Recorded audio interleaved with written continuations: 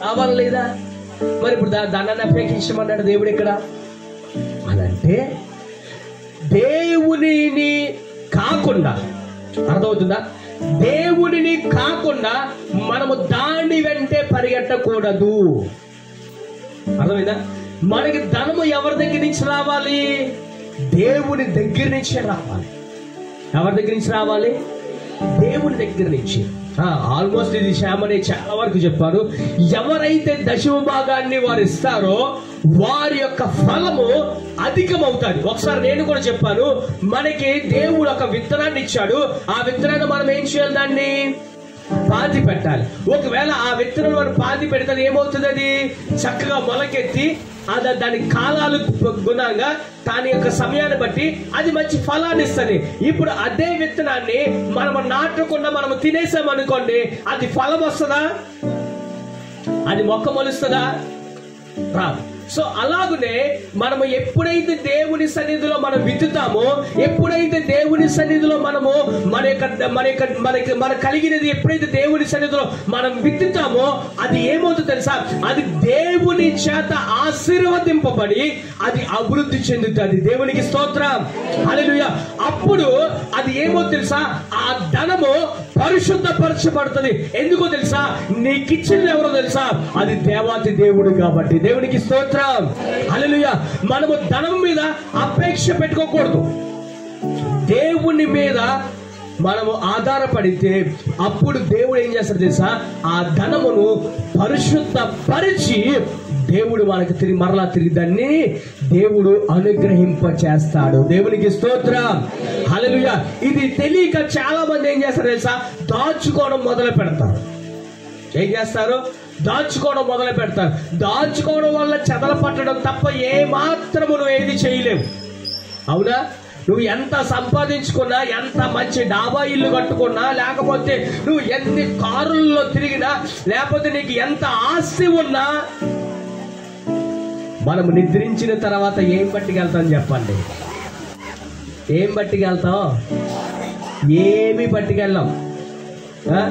ఆడెవడో ఇచ్చిన తెల్లగొడ్డ తప్ప అది కూడా పట్టుకెళ్ళాం. మనం కప్పడతారంటే దేనిని మనము తీసుకెళ్ళాం. కానీ దేవుని సన్నిధిలో మనము ఎప్పుడైతే మనము విత్తుతామో అది అభివృద్ధి చెంది అది ఫలభరితం అవుతుంది. దేవునికి స్తోత్రం. ఆ ఫలము భూమి మీద నువ్వు అనుభవించవచ్చు, పరలోకమందు కూడా నువ్వు అనుభవించవచ్చు. తెలుసా నీకు ఆ సంగతి? ఆ ఫలము నువ్వేం చేస్తావు?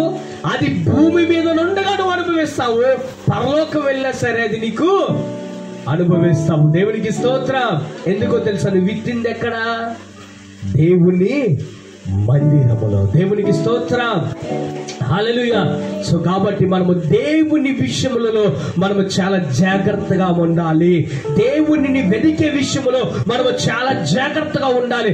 మనము వెతికే వాటిలో ప్రాముఖ్యమైన వాటిలో దేవుడు మొట్టమొదటి స్థానమై ఉండాలి. దేవునికి స్తోత్రం, హల్లెలూయా. అంతేగాని లోక సంబంధుల వలె ఈ లోకంలో ఉన్న వాటిని మనము వెతికే వారిగా మనము ఉండకూడదు. దేవునికి స్తోత్రం, హల్లెలూయా. ఇప్పుడు చెప్పండి, మనం ఎవరిని వెతకాలి? మనం వేటి అందు మనం వెతికే వారిగా ఉండాలి. మనం దేనిని మనము అపేక్షించే వారిగా ఉండాలి. మనము క్రీస్తుతో కూడా మనము లేపబడిన వారము కనుక, క్రీస్తుతో కూడా మనము అంటు కట్టబడిన వారు కనుక, ఎందుకంటే క్రీస్తుతో ఆయన కూడా మనకి జీవాన్ని కలుగు చేశాడు కాబట్టి మనము దేవుని యొక్క సంబంధులుగా మనము మార్చబడాలి. దేవునికి స్తోత్రం, హల్లెలూయా.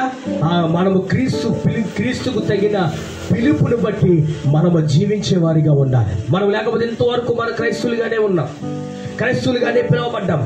కానీ క్రీస్తులో జీవించే వారి యొక్క గుణాలు మనలో ఉన్నాయా?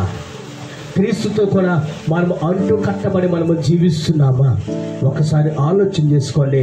మనము దేవుని సంబంధులమైన, అందుకంటే మొదటి వచ్చిన మీరు క్రీస్తుతో కూడా లేపబడిన వారైతే పైనున్న వాటినే వెతకండి. దేవునికి స్తోత్రం, హల్లెలూయా. ఇప్పుడు చెప్పండి, ఎంతమంది వెతుకుతారు పైనున్న వాటి యందు? పైన వాటిని ఎంతమంది వెతుకుతారు? దేవునికి స్తోత్రం. హల్లెలూయా. నువ్వు ముందు పైన వాటిని వెతికే వారిగా ఉంటే మొట్టమొదటిగా మనం ఏం చేయాలి తెలుసా? మనము దేవుని సన్నిధిని మనము ప్రేమించే వారిగా ఉండాలి. దేవుణ్ణి ప్రేమించే వారిగా ఉండాలి. దేవుని సన్నిధికి క్రమము తప్పకుండా వచ్చేవారిగా ఉండాలి. క్రమము తప్పకుండా దేవుని సన్నిధిలో మనము కనబడే వారిగా ఉండాలి. దేవుణ్ణి మహిమపరిచేవారిగా ఉండాలి. దేవుణ్ణి ఆరాధన చేసేవారిగా ఉండాలి. దేవుని సన్నిధిలో ఆయనను ఘనపరిచే వారిగా ఉండాలి. దేవునికి స్తోత్రం. హల్లెలూయా. అంతేగాని ఒక వారం వచ్చి ఒక వారం మానేసి, ఒక వారం వచ్చి 2 వారాలు మానేసి, ఏదో పని ఉందని లేకపోతే ఏదో ఉందని మనం వెళ్ళిపోతే మనము దేవుణ్ణి ప్రేమించే వారము కాము. మనము ఎప్పుడు కూడా దేవుణ్ణి ప్రేమించే వారిగా ఉండాలి. దేవునికి స్తోత్రం. హల్లెలూయా. ఎన్ని సమస్యలు వచ్చినా అర్థమైందా? మనం ఏం చేయాలి? మనము దేవునిని మనము ప్రేమించే వారిగా ఉండాలి. దేవునిని మనము ఆరాధించే వారిగా ఉండాలి. దేవుని సన్నిధిలో మనమందరము దేవుని సన్నిధిలో మనము ఆయన కొరకు కనిపెట్టే వారిగా ఉండాలి. దేవునికి స్తోత్రం. హల్లెలూయా. ఇప్పుడు చెప్పండి, ఎంతమంది క్రమము తప్పకుండా ప్రతి శుక్రవారం ప్రార్థనలకు వస్తారు?